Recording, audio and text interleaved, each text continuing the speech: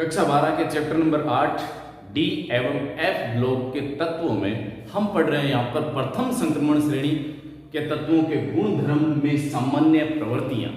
और इसके 3 अपन ने मुख्य पॉइंट पढ़ लिए थे। वो पहला पॉइंट था परमाणु आयनिक त्रिज्या, दूसरा पॉइंट था अपना आयनन विभव या आयनन ऊर्जा, और तीसरा था धात्विक गुण।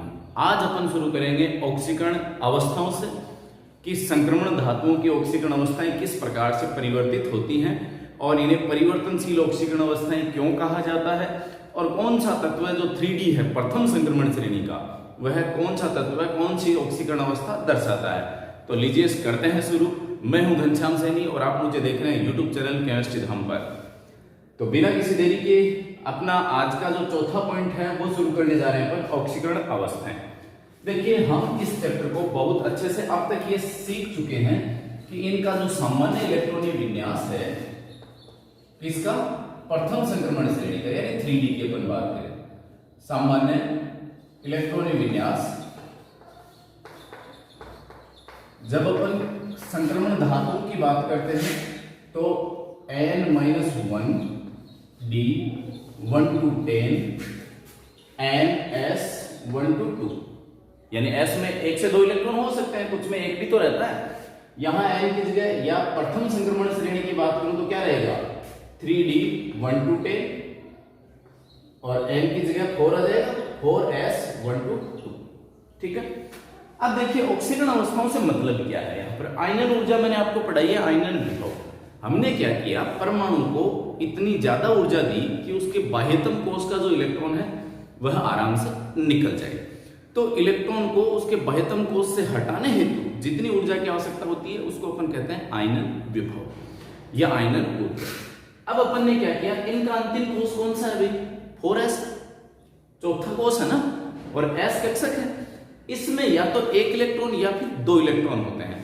मैक्सिमम में कितने इलेक्ट्रॉन होते हैं 2 इलेक्ट्रॉन होते हैं। लेकिन क्रोमियम और कॉपर इन दोनों में ही s में कितने होते हैं 4s में 1 इलेक्ट्रॉन होता है। इसका मतलब वो +1 ऑक्सीकरण अवस्था दर्शाने चाहिए और बाकी के जिनमें 2 इलेक्ट्रॉन है वो +2 ऑक्सीकरण अवस्था दर्शाने चाहिए। लेकिन ये 1 से अधिक ऑक्सीकरण अवस्थाएं दर्शाते हैं। इसका मुख्य कारण क्या रहा, मुख्य कारण है 3D और 4s।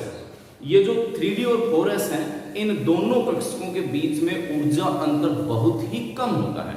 अति अल्प ऊर्जा अंतर होने के कारण 3D 4s जो हैं वो दोनों एक दूसरे के निकट होते हैं। फलस्वरूप s के साथ साथ d कक्षक से भी इलेक्ट्रॉन बाहर निकलते हैं और ये 1 से अधिक ऑक्सीकरण अवस्थाएं दर्शाते हैं। देखिए इनमें ऑक्सीकरण अवस्थाएं किस प्रकार से दर्शाई जाती हैं। ये लिखा मैंने स्कैंडियम साइंस तेरी वाह करे मानव फिर कोई निकाले ऊपर जिक। ठीक है, 3D सीरीज मैंने लिख दी यहाँ पर। इनका इलेक्ट्रॉनिक विन्यास लिखे भाई, ये 1 2 3 4 5 6 7 8 9 और 10 मैंने लिखना सिखा रखा आपको किस प्रकार से लिखता है, फिर देख लीजिएगा। ये 3D1 ऊपर लिखे हुए D में इलेक्ट्रॉन है 3D1 4s2, ये 3D2 4s2, 3D3 4s2। यहां देखिए 3D4 की जगह क्या हो जाता है 3D5 4s1। अल्पवित कक्षकों के अधिक स्थायित्व की वजह से D में S से 1 इलेक्ट्रॉन D में आ जाता है, तो 3D5 4s1। फिर ये हो गया 3D5 4s2, 3D6 4s2, 3D7 4s2 और 3D8 4s2, 3D9 की जगह क्या हो जाता है 10 4s1 और 3D10 4s2। ये इनके इलेक्ट्रॉनिक विन्यास होते हैं। अब देखिएगा ऑक्सीकरण अवस्थाओं की अपन बात करें, बहुत महत्वपूर्ण टॉपिक है, यहां से प्रश्न पूछा जाता है बार बार, इसलिए विशेष ध्यान से सुने। हम क्या करते हैं, परमाणु को ऊर्जा देते हैं, आयनन ऊर्जा देते हैं, आयनन विभव देते हैं, जिससे इसका इलेक्ट्रॉन बाहर चला जाता है। S में 2 इलेक्ट्रॉन है तो 2 बाहर जाने चाहिए भाई। अंतिम कोश के इलेक्ट्रॉन की बात हो रही है ना, यहां से 2 चले गए, यहां से 2 चले गए, तो सब कितनी कौन सी ऑक्सीकरण अवस्था दर्शाएंगे +2 दर्शाएंगे। लेकिन यहां पर क्रोमियम में देखिएगा S में 1 इलेक्ट्रॉन है तो +1 दर्शाना चाहिए, कॉपर में S में 1 इलेक्ट्रॉन तो +1 दर्शाना चाहिए। इसका मतलब क्रोमियम और कॉपर जो दोनों हैं वो केवल +1 दर्शाते हैं, बाकी अन्य कोई भी +1 नहीं दर्शाएगा। क्लियर होगी बात? चलिए अब देख लेते हैं इसमें साथ ही साथ इलेक्ट्रॉन देख लेते हैं भाई, डी में कितने इलेक्ट्रॉन है, एस में कितने इलेक्ट्रॉन है, अयुग्मित इलेक्ट्रॉन खास देखेंगे अपन। एस के इलेक्ट्रॉन दिख रहे हैं, अब मैं यहां लिख रहा हूं अयुग्मित इलेक्ट्रॉन, अयुग्मित इलेक्ट्रॉन। अयुग्मित इलेक्ट्रॉन भाई इसमें कितने हो गए, 1। एस तो भरा हुआ है, डी में अयुग्मित इलेक्ट्रॉन 1 है, डी की चर्चा चल रही है अपनी। इसमें अयुग्मित इलेक्ट्रॉन कितने हो गए, 2। इसमें अयुग्मित इलेक्ट्रॉन 3। इसमें अयुग्मित इलेक्ट्रॉन टोटल, एस का भी अयुग्मित हो गया ना, 6 हो गए। इसमें अयुग्मित इलेक्ट्रॉन, अब ये 2 बढ़ गए, ये 5 हो गया, अब वापस कम होना शुरू हो गए। देखिए अयुग्मित, अब इसमें 6 हो गए, कितने रह गए, 4 ही रह गए ना भाई। डी के कितने कक्षक होते हैं, 5 होते हैं ना, 5 में से 6 भर रहे हो आप, 6 इलेक्ट्रॉन भर रहे हो, तो 1 में युग्मन हो गया, 4 में अयुग्मित इलेक्ट्रॉन रह गए। यहां पर 3, यहां 2, यहां अयुग्मित इलेक्ट्रॉन। देखो एस का 1 है, केवल एस की टोटल, डी के नहीं लिखे मैंने, टोटल अयुग्मित इलेक्ट्रॉन लिख रहा हूं यहां पर, और यहां जी टोटल अयुग्मित इलेक्ट्रॉन, यानी 1 से शुरू हो गया, पहले बढ़ता है यहां तक। सबसे ज्यादा अयुग्मित इलेक्ट्रॉन किस में मिल रहे हैं अपने को, क्रोमियम में, और उसके बाद में ये घटना शुरू हो जाता है। ठीक है, ये तो टोटल अयुग्मित इलेक्ट्रॉन हो गए। अब डी के इलेक्ट्रॉन देखते हैं, डी के अयुग्मित इलेक्ट्रॉन, अयुग्मित इलेक्ट्रॉन, डी में अयुग्मित इलेक्ट्रॉन कितने, इसमें 1, इसमें 2, इसमें 3, इसमें कितने, 5। अयुग्मित इलेक्ट्रॉन 5 है ना, इसमें 5। डी के इसमें फिर 4, 3, 2, यहां 0 और यहां 0। डी के अयुग्मित इलेक्ट्रॉन। अब एस के इलेक्ट्रॉन देखते हैं, एस के इलेक्ट्रॉन, एस कक्षक में टोटल इलेक्ट्रॉन देखते हैं। इसमें एस में 2, यहां एस में 2, यहां 2, यहां 1, यहां 2, यहां पर भी 2, यहां 2, यहां 2, यहां पर 1 और यहां 2। एस के इलेक्ट्रॉन हो गए। चलिए सर, अब इससे अपन ऑक्सीजन अवस्था आराम से बता पाएंगे। देखिए आप, सबसे पहले जब अपन बात करें डी और एस की, तो एस तो भाई बाहरी कोश का, अंतिम कोश का, इसके इलेक्ट्रॉन हटेंगे ही हटेंगे आराम से। अंदर का जो डी कक्षक है, डी कक्षक में वो इलेक्ट्रॉन हटते हैं जो कि अयुग्मित होते हैं। ठीक है, हटते क्यों हैं, डी 3D है ये, और ये 4s है। 3D और 4s के बीच में ऊर्जा अंतर बहुत कम होता है, और ऊर्जा अंतर बहुत कम होने के कारण s के इलेक्ट्रॉनों के साथ साथ d के इलेक्ट्रॉन भी हटना शुरू हो जाते हैं। तो यहां देखिएगा, सबसे पहला और महत्वपूर्ण आ रहा स्कैंडियम। स्कैंडियम को जब अपन ऊर्जा देते हैं तो एक ही आयनन विभव के ऊपर तीनों इलेक्ट्रॉन एक साथ निकल जाते हैं। भाई होना क्या चाहिए था, स्कैंडियम कितनी ऑक्सीजन अवस्था दर्शाता, 2 तो ये, तो +2 दर्शाता, और एक 3, तो +2 और +3। भाई 2 इलेक्ट्रॉन निकले तो +2 हो गई, और एक और निकल गया तो +3। 2 ऑक्सीजन अवस्थाएं दर्शानी चाहिए थी ना। लेकिन मैं कह रहा हूं कि स्कैंडियम में ऊर्जा अंतर इतना कम होता है 3D और 4s के बीच में कि ये दोनों कक्षक एक दूसरे से मिले हुए समझ सकते हैं अपन। इतने कम ऊर्जा अंतर और आयनन विभव जो है, जो इस इलेक्ट्रॉन को बाहर निकालने के लिए दे रहे हैं अपन, वह ऊर्जा एक ही आयनन विभव के ऊपर तीनों इलेक्ट्रॉन एक साथ बाहर निकल जाते हैं। फलस्वरूप यह कौन सी ऑक्सीजन अवस्था दर्शाता है, +3। तो स्कैंडियम एकमात्र ऐसा तत्व है जो +3 ऑक्सीजन अवस्था दर्शाता है। इसके अलावा स्कैंडियम और कोई ऑक्सीजन अवस्था नहीं दर्शाता। एक और ले लेते हैं साथ ही साथ जिंक को। जिंक में देखिएगा, जैसे ही 2 इलेक्ट्रॉन निकले, ऐसे हैं 2 इलेक्ट्रॉन, 2 इलेक्ट्रॉन निकलते ही 3D10 पूरा भरा रह गया अति स्थायित्व की वजह से। तो यह कितनी ऑक्सीजन अवस्था दर्शाएगा, केवल और केवल +2। तो स्कैंडियम दर्शाता है +3 और जिंक दर्शाता है +2। ये 2 तत्व ऐसे हैं 3D सीरीज में जो केवल एक ऑक्सीजन अवस्था दर्शाते हैं। संक्रमण तत्वों की बात करें तो संक्रमण तत्वों में मात्र और मात्र स्कैंडियम है जो एक ऑक्सीजन अवस्था दर्शाता है, और वो होती है +3। क्योंकि संक्रमण तत्व जिंक नहीं है, इसलिए मैंने कहा कि एक ही तत्व है, वो है स्कैंडियम। और 3D श्रेणी की पूरी की बात करें तो 2 तत्व हो गए, एक स्कैंडियम हो गया जो +3 दर्शाएगा, और एक जिंक हो गया जो +2 दर्शाएगा। क्लियर है बात? चलो अब दूसरा देखते हैं। अब आ गए अपन टाइटेनियम। तो आप देख रहे हैं कि S में तो सब में 2 है, तो सब 2 दो दो दर्शाएंगे, ये भी दो दर्शाएगा। भाई सबसे पहले कौन से इलेक्ट्रॉन निकलेंगे, एस के निकलेंगे ना, तो एस के इलेक्ट्रॉन निकलना शुरू हुए, इसके दो निकल गए, इसके दो निकल गए, इसका क्रोमियम में कितने हैं भाई, एक ही है, तो +1 कौन दर्शाएगा, क्रोमियम दर्शाएगा और कॉपर दर्शाएगा। हालांकि क्रोमियम की +1 ऑक्सीकरण अवस्था स्थायी नहीं होती।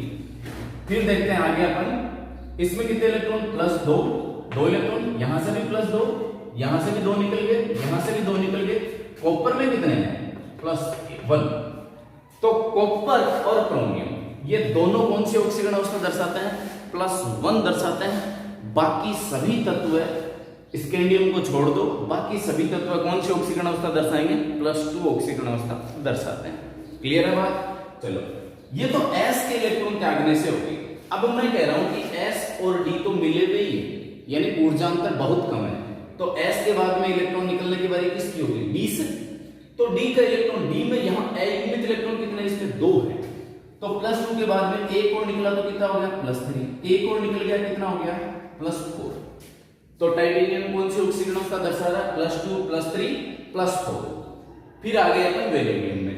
अब वेनेडियम की बात करें तो 2 इलेक्ट्रॉन तो यहां से निकल गए, ये और बचे 3, तो कौन सा बच गया भाई, +3, एक इलेक्ट्रॉन और निकला तो, फिर एक और निकला तो +4, फिर एक और निकला तो +5, 5 इलेक्ट्रॉन निकल गए हैं। यहां आए अपन क्रोमियम में, क्रोमियम में एक इलेक्ट्रॉन यहां से निकल गया, अब 5 बचे हुए हैं। अयुग्मित की बात कर रहा हूं मैं, केवल अयुग्मित की, युग्मित की नहीं कर रहा।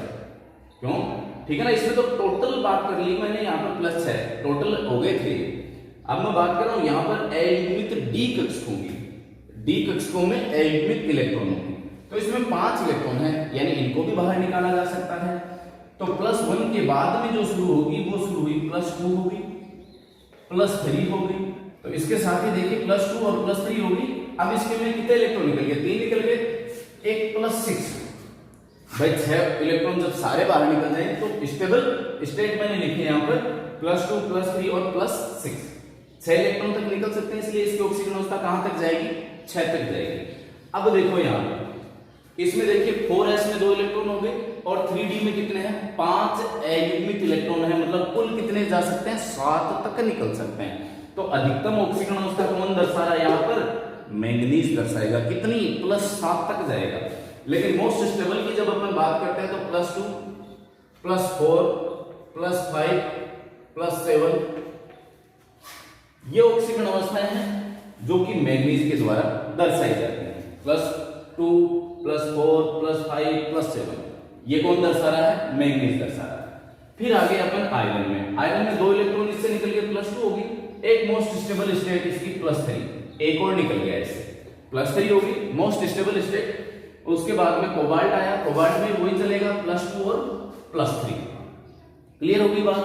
चलो अब आते हैं अपन इसके ऊपर, 3d निकेल के ऊपर आ गए। तो निकेल देखिए यहाँ पर +2 दर्शाता है और +4 स्टेबल स्टेट दर्शाता है। भाई 2 इलेक्ट्रॉन निकले और फिर 2 और निकल गए इसके, डी में एक इलेक्ट्रॉन कितने, 2 ही है ना, तो 2 तो यहां से निकल गए, 2 यहां से, कितने, +2 और +4 दर्शाएगा। कॉपर की देखिएगा +1 दर्शा ही रहा है, साथ ही साथ आप खुद जानते हैं कि डी में कितने इलेक्ट्रॉन है, कॉपर में 3d9 4s2 होना चाहिए था ना, लेकिन होता क्या है 3d10 4s1, इसका मतलब s के एक इलेक्ट्रॉन जो s का था वो d में गिरा हुआ है, यही है ना। तो कौन सी ऑक्सीकरण अवस्था, एक और निकल जाए इससे, तो कितने आ गए भाई, +2। आपको खुद को पता है कि भाई जब अपन इसका इलेक्ट्रॉनिक विन्यास भरते हैं तो डी में कितने हैं यहाँ पर, 2 2 4 2 6 2 8 1 9, इसका मतलब अयुग्मित इलेक्ट्रॉन एक बचा, यही है ना, 2 s से निकल जाए तो एक बचा यहाँ पर, यही है। लेकिन यहाँ एक्चुअल क्या है, ये भरा हुआ रहता है और s में एक इलेक्ट्रॉन बच जाता है, तो यहां से एक ये निकल गया, यहां से एक निकल गया, तो s के दोनों इलेक्ट्रॉन निकल गए, +1 और +2 दो ऑक्सीडेशन स्टेट से होती है। जिंक के लिए अपन बात करें कितनी ऑक्सीकरण अवस्था है, +2 ऑक्सीकरण अवस्था रखी गई है। क्लियर बात। तो ये रही इनकी ऑक्सीकरण अवस्थाएं। अब देखिएगा ऐसा हुआ क्यों, ये मैंने इस सवाल का जवाब पहले भी दे दिया मैंने आपको कि भाई 3d और 4s हम ऑक्सीकरण अवस्था कैसे निकालते हैं किसी भी तत्व की, कि कोई भी परमाणु है उसके अंतिम कोश में जितने इलेक्ट्रॉन हैं उनको यदि सभी को निकाल दें तो उसकी अधिकतम ऑक्सीकरण अवस्था होती है, ठीक है। और इसके लिए आपको क्या चाहिए, आयनन ऊर्जा चाहिए। यहां पर 4s में कितने इलेक्ट्रॉन है, 2 हैं अधिकतम में, तो सब कौन से ऑक्सीकरण अवस्था दर्शाएंगे, +2। s से बाहरी वही है ना, लेकिन 4s के साथ साथ में ही 3d जो है, 4s और 3d के बीच में ऊर्जा अंतर कम हुआ, और कम होने की वजह से d कक्षकों के अयुग्मित इलेक्ट्रॉन भी यहां से निकलना शुरू हो जाते हैं। फलस्वरूप यहां रहा कुछ यूं कि ये एक से अधिक ऑक्सीकरण अवस्थाएं दर्शाते हैं, और ये ऑक्सीकरण अवस्थाएं उनको किस नाम से जानते हैं, परिवर्तनशील ऑक्सीकरण अवस्था, क्योंकि ये ऑक्सीकरण अवस्थाएं परिवर्तनशील भाई, +1 है, +2 है, +3 है, +6 है। तो यहां पर अब देखिए जो आउटलाइन में आपके सामने ऑक्सीकरण अवस्थाओं का है, इसमें अलग अलग अपन स्टडी करते हैं। स्कैंडियम की जब अपन बात करें, why scandium show only +3 oxidation state, यानी स्कैंडियम है केवल +3 ऑक्सीकरण अवस्थाएं क्यों दर्शाता है, कारण ये कि 3d और 4s में ऊर्जा अंतर इतना कम होता है कि जब अपन एक इलेक्ट्रॉन को निकालने के लिए इसको आयनन विभव देते हैं, तो उसी आयनन विभव पर तीनों इलेक्ट्रॉन एक साथ बाहर निकल जाते हैं, फलस्वरूप यह +3 ऑक्सीकरण अवस्था दर्शाता है। फिर दूसरा, why zinc show only +2 oxidation state, तो जिंक क्यों दर्शाता है, क्योंकि जिंक में S से 2 इलेक्ट्रॉन निकलते ही अंदर 3d जो 10 है वो पूरा भरा हुआ है, फलस्वरूप इससे इलेक्ट्रॉन निकाल पाना आसान नहीं होता, और +2 ऑक्सीकरण अवस्था इसकी सर्वाधिक स्थायी ऑक्सीकरण अवस्था है। क्रोमियम और कॉपर, क्रोमियम हालांकि ये स्टेबल नहीं है +1, कॉपर की जरूर स्टेबल है। क्रोमियम और कॉपर ये दोनों +1 ऑक्सीकरण अवस्था दर्शाते हैं। इसके पीछे लॉजिक क्या रहा, इसके पीछे लॉजिक रहा इनकी जो हाफ फील्ड d ऑर्बिटल है, अर्धपूरित जो d कक्षक है, उनका अधिक स्थायी होना। तो क्रोमियम में 3d5 और कॉपर में 3d10 होता है, फलस्वरूप इनसे एक एक इलेक्ट्रॉन s में एक एक ही है, तो एक एक इलेक्ट्रॉन निकाल पाते हैं अपन यहाँ पर। हो गई ये चीज भी। फिर मैग्नीज है वो सर्वाधिक ऑक्सीडेशन स्टेट +7 तक दर्शाता है। इसका मतलब 3d श्रेणी के जो तत्व हैं वो +1 से +7 तक ऑक्सीकरण अवस्था दर्शा सकते हैं। ठीक है, अब मैंने जितने भी पॉइंट लिखे हैं आप इसे अच्छे से देख लें, चाहे तो आप स्क्रीनशॉट ले लें, क्योंकि इसी को मैं आगे विस्तार से एक एक चीज को एक्सप्लेन करने वाला हूं, और यहां नोट डाउन भी करते चलेंगे ताकि साथ ही साथ आपके नोट्स भी तैयार होते रहें। अब देखिए भाई, इसकी महत्वपूर्ण जो बातें हैं वो नोट कर रहा हूं, आप भी साथ साथ नोट करते चलें। देखिए 3D संक्रमण तत्वों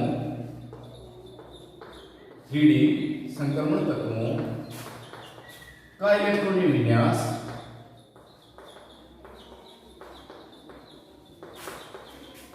सामान्य इलेक्ट्रॉनिक विन्यास क्या होता है, n-1 d 1 to 10 ns2 1 to 2 होता है। n-1 की जगह 3d हो गया और n की जगह यहां 4 हो गया, सीधी सीधी बात होगी ना। चलो आप देखिएगा n-1d तथा ns कक्षकों में ऊर्जा अंतर क्या होता है, अति अल्प होता है। अति अल्प ऊर्जा अंतर होता है, ऊर्जा अंतर होता है। अतः क्या रहेगा, S के साथ साथ D से भी इलेक्ट्रॉन निकलेंगे, तो ये एक से अधिक ऑक्सीकरण अवस्थाएं दर्शाते हैं। अतः ये एक से अधिक ऑक्सीकरण अवस्थाएं दर्शाते हैं।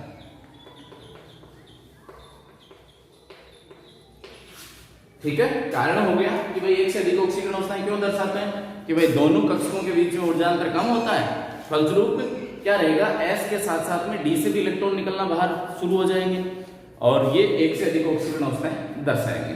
अब देखिएगा जो ऑक्सीकरण अवस्थाएं मैंने आपको लिखवाई थी, यहां पर नोट डाउन करी थी अपन ने, वो देखिए आप। स्कैंडियम केवल +3 ऑक्सीकरण अवस्था तथा जिंक केवल +2 ऑक्सीकरण अवस्था दर्शाता है।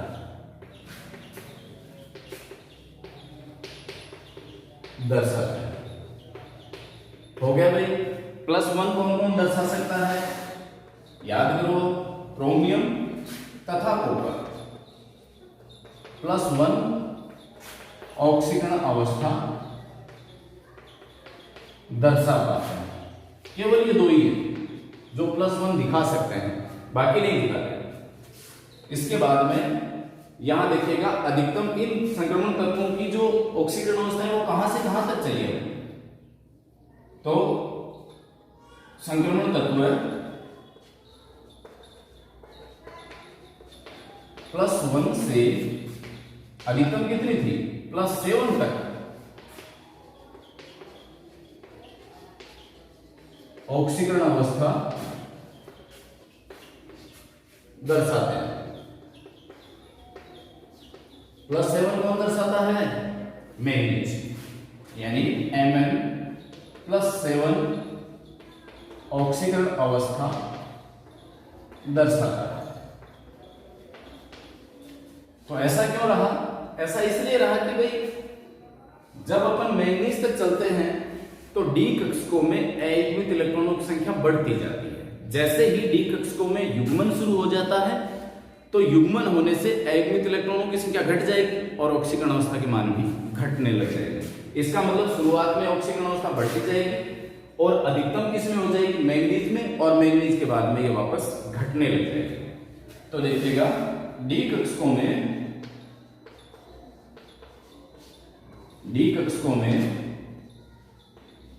अयुग्मित इलेक्ट्रॉनों की संख्या बढ़ने से ऑक्सीकरण अवस्थाओं के मान भी बढ़ती है, यानी ऑक्सीकरण अवस्था भी क्या है? बढ़ जाती है।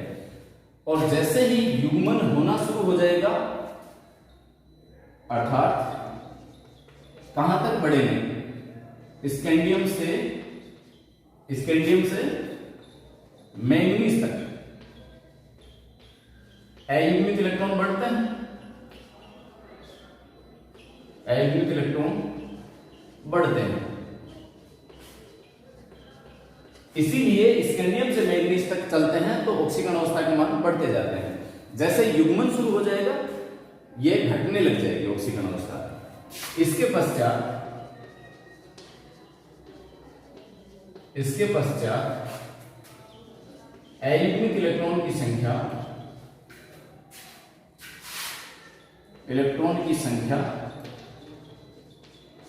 घटने से ऑक्सीकरण अवस्थाओं के मान भी घटती है। नेक्स्ट पॉइंट है अपना, देखिए संक्रमण तत्वों में जो एक से अधिक संयोजकता है, जो ऑक्सीकरण अवस्थाएं दर्शाई जा रही है उसमें उच्च ऑक्सीकरण अवस्थाओं का स्थायित्व अधिक होता है। तो संक्रमण तत्वों में उच्च ऑक्सीकरण अवस्था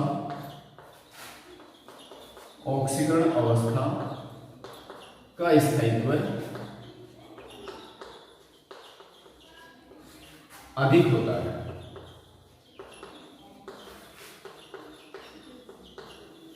और उच्च ऑक्सीकरण अवस्थाओं में वे परमाणु जो अधिक विद्युत ऋणी हैं और छोटे आकार के हैं वो इनके साथ में यौगिक बना लेते हैं। तो अधिक विद्युत ऋणी कौन है? भाई क्लोरीन है। क्लोरीन के बाद में ऑक्सीजन है। तो ये अधिक विद्युत ऋणी परमाणु छोटे आकार का होने के कारण उच्च ऑक्सीकरण अवस्थाओं में इनके साथ में यौगिक बनाते हैं। तो देखिए क्लोरीन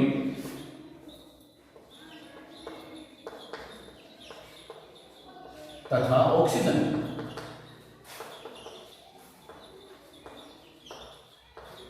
छोटे आकार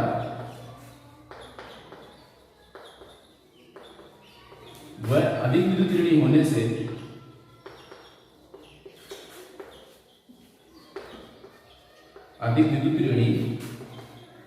होने से उच्च ऑक्सीकरण अवस्था वाले यौगिक बनाते हैं। उच्च ऑक्सीकरण अवस्था वाले यौगिक बनाते हैं। ये भी नोट डाउन कर लीजिएगा। इसके बाद में देखिएगा संक्रमण तत्व जो हैं वो आयनिक और सहसंयोजक दोनों प्रकार के यौगिक बनाते हैं। यदि उनकी ऑक्सीकरण अवस्था लो है तो वो आयनिक यौगिक बनाएंगे, यदि उनकी ऑक्सीकरण अवस्था उच्च है तो आप जानते हैं धनावेश बढ़ेगा तो आयनिक यौगिकों में कौन से गुण आ जाएंगे, सहसंयोजक गुण आ जाएंगे। आपने फायांस नियम पढ़ा होगा, फायांस रूल जिसको अपन बोलते हैं 11वीं क्लास में, वह किन गुणों की व्याख्या करता है, आयनिक यौगिकों में सहसंयोजक गुणों की व्याख्या। और उसके लिए शर्त क्या है, धनायन जो है वो छोटा होना चाहिए और उसके ऊपर चार्ज है, धनावेश है वो उच्च होना चाहिए, तभी तो वह ऋणायन के साथ में पेश करके और ऋणायन से इलेक्ट्रॉनों का आवागमन हो जाएगा, यानी आयन में सहसंयोजक यौगिक सहसंयोजक गुण उत्पन्न हो जाते हैं। तो संक्रमण तत्व क्या है, संक्रमण तत्व आयनिक तथा सहसंयोजक, आयनिक तथा सहसंयोजक दोनों प्रकार के यौगिक बनाते हैं, दोनों प्रकार के यौगिक बनाते हैं।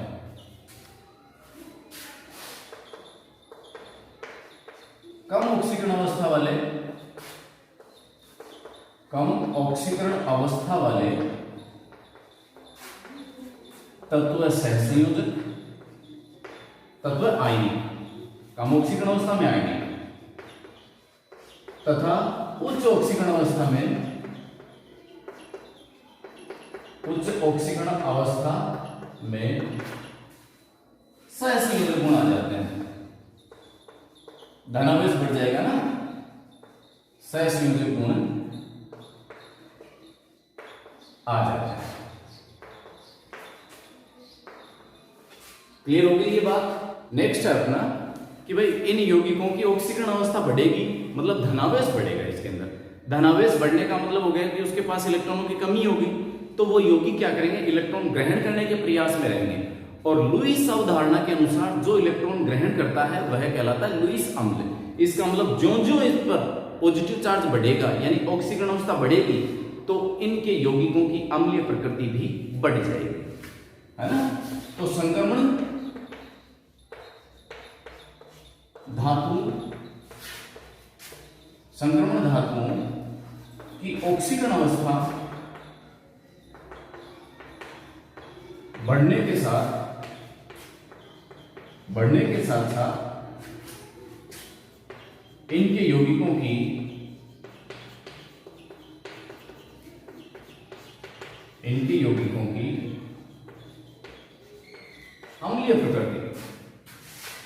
अम्लीय प्रकृति तथा क्रियाशीलता बढ़ जाती है, क्रियाशीलता बढ़ती जाती है। एग्जाम्पल के रूप में यदि अपन लें तो देखिए MnO, मैग्नीशियम ऑक्साइड की बात करें, +2 ऑक्सीडेशन स्टेट में है, +2 ऑक्सीकरण अवस्था, यह बेसिक नेचर का होता है, क्षारीय प्रकृति का, ठीक है। उसके बाद में अपन लें Mn2O3, इंदुरीच है, +3 ऑक्सीडेशन स्टेट में आएगा मैग्नीज, यह उभयधर्मी प्रकृति का होगा, उभयधर्मी, ठीक है।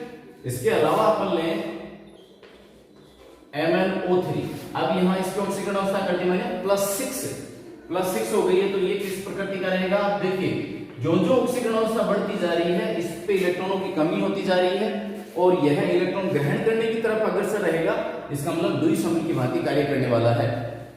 नेक्स्ट अपन देखते हैं Mn2O7, साधुन 14, इसके ऊपर +7 रहेगी, तो यह भी किस प्रकृति का रहा, अम्लीय प्रकृति का हो गया, ये बात रहेगी ना।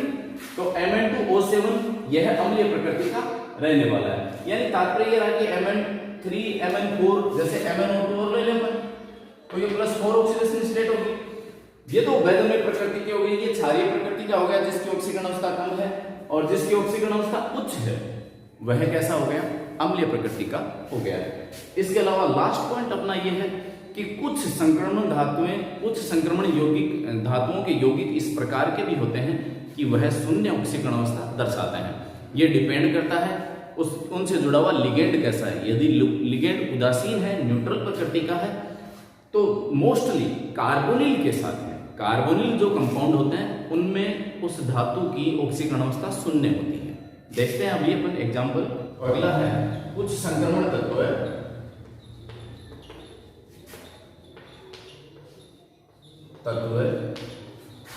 उसके यौगिकों में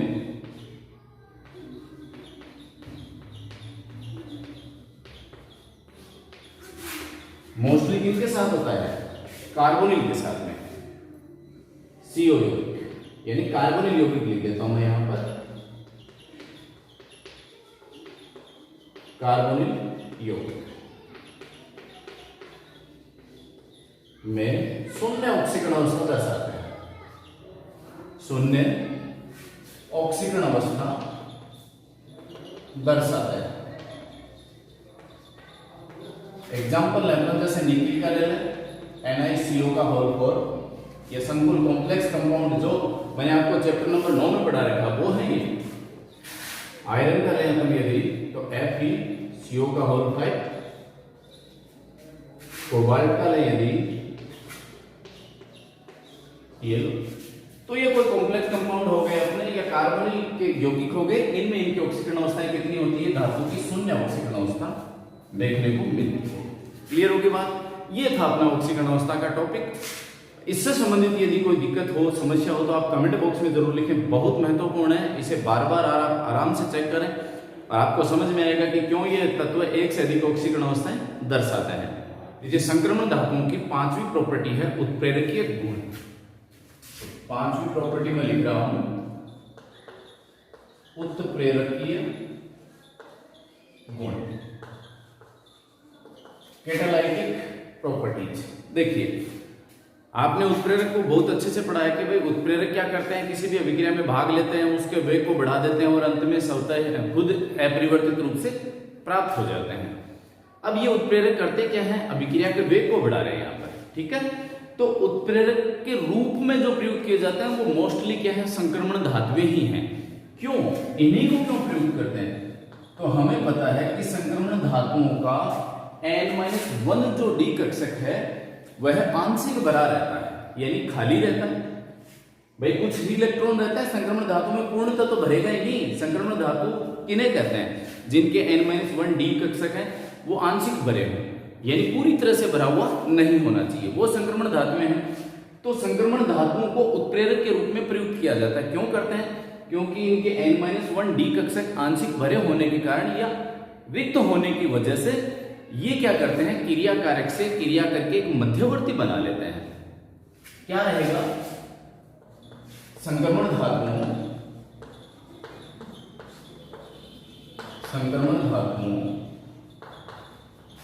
के N-1 डी कक्षक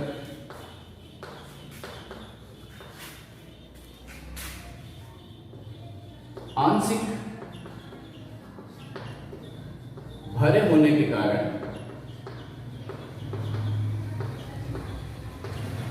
या फिर मैं यूं कहूं कि रिक्त होते हैं कुछ, ये क्रिया कारक के साथ, ये क्रिया कारक के साथ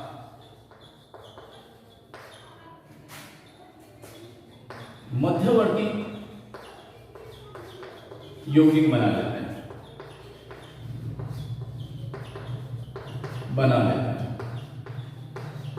होता क्या भाई, उत्प्रेरक क्या है, क्रिया कारक को सतह प्रदान करता है। जैसे मैं कह दूं कि ये उत्प्रेरक है, ठीक है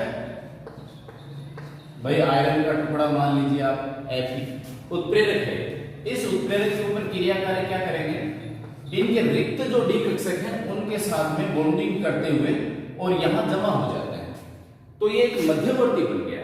जैसे अपन बात करें CH2 डबल बॉन्ड CH2 की, इसका अपने को हाइड्रोजनीकरण करवाना है, ठीक है, और हाइड्रोजनीकरण करवा करके मान लीजिए अपने को CH3 प्राप्त करना है, तो होगा क्या, यहाँ पर इसकी सतह के ऊपर CH2 double bond CH2 pi bonding द्वारा हाइड्रोजन हाइड्रोजन हाइड्रोजन, यहाँ CH2 डबल बॉन्ड CH2, ये इसकी सतह के ऊपर जमा हो जाएंगे, एक मध्यवर्ती बन जाता है, ठीक है। अब ये मध्यम, तो इसने क्या किया, उन्हें सतह प्रदान करी है दोनों के लिए। बाकी क्या रहेगा, जब भी रिएक्शन हो जाएगी, रिएक्शन का मतलब CH2 हाइड्रोजनीकृत हो जाएगा, CH3 बन जाएगा, तो ये यहां से हट जाएंगे। फलस्वरूप क्या रहेगा, उत्प्रेरक अपरिवर्तित रूप से प्राप्त हो जाएगा। जब अपन ऊर्जा आरेख की बात करते हैं तो मैंने आपको केमिकल काइनेटिक्स में बताया था कि जब मान लीजिए A B अभिक्रिया कर रहा है C D से, तो प्रारंभ में इनकी एनर्जी लेवल ये है, जब ये अभिक्रिया करें तो मध्यवर्ती बने A B C D, तो पुराने बंध टूटते हैं और नए बंध बनते हैं। ये मध्यवर्ती बन गया और यहां पर प्रोडक्ट प्राप्त हो गया, मान लीजिए AC और BD, ये प्रोडक्ट प्राप्त हो गया। लेकिन उत्प्रेरक क्या करेगा, इस अभिक्रिया को ऐसे रास्ते से, भाई यहां से यहां तक, ये सक्रियण ऊर्जा है, सक्रियण ऊर्जा। सक्रियण ऊर्जा क्या होती है, क्रिया कारकों को उत्पाद में बदलने हेतु एक ऊर्जा अवरोध को पार करना पड़ता है। इस ऊर्जा अवरोध की जो ऊर्जा है वह सक्रियण ऊर्जा कहलाती है, यानी वह न्यूनतम ऊर्जा, वह न्यूनतम अतिरिक्त ऊर्जा जो क्रिया कारकों को उत्पाद में बदलने हेतु आवश्यक होती है, उसे कहते हैं सक्रियण ऊर्जा। कुल ऊर्जा कितनी चाहिए, नीचे से यहां से लेकर, भाई इतनी तो इनके पास है और टोटल चाहिए इनको इतनी, तो जीरो से लेकर के टॉप तक की जितनी ऊर्जा है उसको अपन कहते हैं दहली ऊर्जा। दहली ऊर्जा यानी वह न्यूनतम ऊर्जा, इतनी ऊर्जा चाहिए भाई, क्रिया कारक को उत्पाद में बदलने के लिए कितनी चाहिए, इतनी ऊर्जा चाहिए, तो वह न्यूनतम ऊर्जा जो क्रिया कारक को उत्पाद में बदलने हेतु आवश्यक होती है, दहली ऊर्जा के नाम से जानी जाती है। अब इतनी तो इनके पास है, तो अतिरिक्त कितनी चाहिए, अतिरिक्त इतनी चाहिए, तो वह न्यूनतम अतिरिक्त ऊर्जा, अतिरिक्त इतनी चाहिए, वह न्यूनतम अतिरिक्त ऊर्जा जो क्रिया कारकों को उत्पाद में बदलने हेतु आवश्यक होती है, सक्रियण ऊर्जा कहलाती है। उत्प्रेरक क्या करते हैं, इस अभिक्रिया को ऐसे रास्ते से लेकर के जाते हैं कि जिस रास्ते में सक्रियण ऊर्जा की आवश्यकता कम होती है। तो उत्प्रेरक की उपस्थिति में कितनी सक्रियण ऊर्जा चाहिए, इतनी ही चाहिए, ठीक है। तो ये वाला जो डॉटेड लाइन वाला आरेख है, यह है उत्प्रेरक की उपस्थिति में, उत्प्रेरक की उपस्थिति में। तो उत्प्रेरक की उपस्थिति में अभिक्रिया ऐसे पथ से चलती है जिस पथ पर सक्रियण ऊर्जा की आवश्यकता कम होती है। फलस्वरूप होगा क्या, अभिक्रिया तेज गति से और जल्दी संपन्न हो जाएगी। क्लियर होगी बात, तो यहां लिख दूं मैं, उत्प्रेरक की उपस्थिति में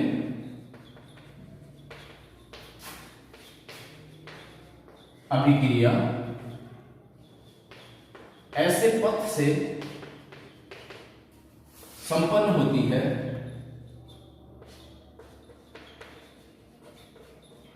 जिसमें सक्रियण ऊर्जा की आवश्यकता कम होती है, जिसमें सक्रियण ऊर्जा का मान कम हो, ठीक है। तो ऐसे पथ से लेकर के जाएगा उत्प्रेरक इस अभिक्रिया को, ताकि सक्रियण ऊर्जा की आवश्यकता कम से कम हो। एग्जाम्पल की जब अपन बात करें तो अमोनिया की, जब अमोनिया बनाते हैं N2H2 2NH3, इसमें उत्प्रेरक होता है Fe और उत्प्रेरक के साथ में मिलाया जाता है मोलिब्डेनम। मोलिब्डेनम क्या है, उत्प्रेरक की क्रियाशीलता को बढ़ा देता है, तो इसे उत्प्रेरक क्रियाशीलता या सक्रियक के नाम से भी जाना जाता है। उत्प्रेरक वर्धक हो गया ये, ठीक है। तो अमोनिया का जब अपन निर्माण करते हैं इस विधि में, इसे कहा जाता है हेबर विधि। भाई हेबर विधि से अमोनिया इस प्रकार से बनाता है, तो हेबर विधि से अमोनिया के निर्माण में आयरन को उत्प्रेरक के रूप में और मोलिब्डेनम को उत्प्रेरक वर्धक के रूप में प्रयुक्त किया जाता है। नेक्स्ट एग्जांपल और ले लेते हैं अपन, असंतृप्त जो हाइड्रोकार्बन होता है, जिसे मैं कहूंगा वनस्पति तेल, उसका एग्जांपल और लेते हैं। तो नेक्स्ट एग्जांपल अपना वनस्पति तेल से वनस्पति घी का निर्माण कैसे बनाते हैं। देखिए असंतृप्त हाइड्रोकार्बन होता है, ये एस्टर, ये असंतृप्त हो गया। असंतृप्त किसे कहेंगे, इस चैप्टर के बाद में अपन ऑर्गेनिक केमिस्ट्री ही शुरू करेंगे चैप्टर नंबर 10 से, लेकिन अभी तब आपको बहुत अच्छे से समझ में आ जाएंगी ये चीजें। असंतृप्त का मतलब है जिसमें द्विबंध या त्रिबंध मौजूद होते हैं, वो असंतृप्त हो गया। CWR जो ग्रुप है उसको अपन एस्टर ग्रुप बोलते हैं। इसका जब निकल उत्प्रेरक की उपस्थिति में हाइड्रोजनेशन करते हैं, हाइड्रोजनीकरण करवाते हैं, तो ये संतृप्त अवस्था में आ जाता है, यानी डबल बॉन्ड का अपचयन हो जाएगा। एल्किल समूह CH2 COOH, तो ये हो गया संतृप्त अवस्था में। तो इसे कह दिया गया अपन ने वनस्पति तेल, और ये हो गया वनस्पति घी। एक एग्जांपल और लें अपन टाइटेनियम टेट्राक्लोराइड का, जो एल्कीन के पॉलीमराइजेशन में प्रयुक्त होता है। एन कर देते हैं सर, TiCl4। तो आप देख रहे हैं यहां निकिल आ रहा है, यहां टाइटेनियम है, तो इसका पॉलीमराइजेशन हो जाएगा ये। एल्कीन के पॉलीमराइजेशन में किसे प्रयुक्त किया अपन ने? टाइटेनियम टेट्राक्लोराइड को। ओस्टवाल्ड विधि द्वारा अपन नाइट्रिक एसिड भी प्रयुक्त प्राप्त करते हैं, उसकी एक स्टेप है, उसमें भी अपन उत्प्रेरक प्रयुक्त करते हैं। तो ये तो हो गया पॉलीथीन। आप देख लेते हैं ओस्टवाल्ड विधि